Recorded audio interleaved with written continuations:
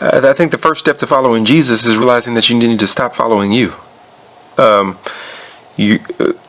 When people say, never apologize for who you are, I'm always like, wait, what?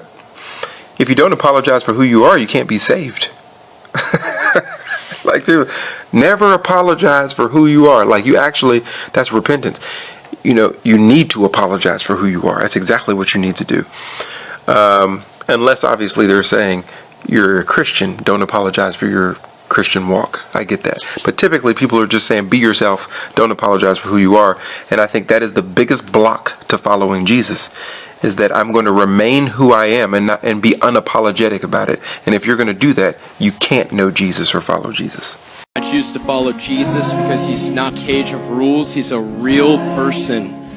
He's a real person who loves you and sees you. And I realized that when I hated my life so much, he decided to intervene that night I was going to take my life. And when I reflect on my life and I look at my past and I think I'm not worthy, I think everyone here can think that they're not worthy.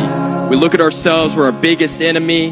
We feel shame, guilt, we condemn ourselves. And I realized that the voice in my head, Satan, he knew my name my whole life, but he called me by my sin. But Jesus, he knew my sin, but called me by my name. When I was in Waffle House, the dirtiest, most broken version of myself, Jesus looked at me, a real person, and said, that's the version I died for. I took the punishment for you. And I realized he's real, he loves me, and that's ultimate love, laying your life down for someone.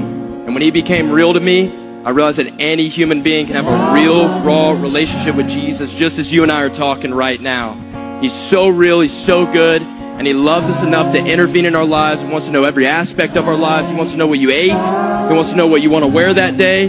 He wants to be so involved in your life because he's absolutely radically obsessed with you. And when I realize he's radically obsessed with me, it makes you get so incredibly on fire in love for Jesus that you want everyone to know about him.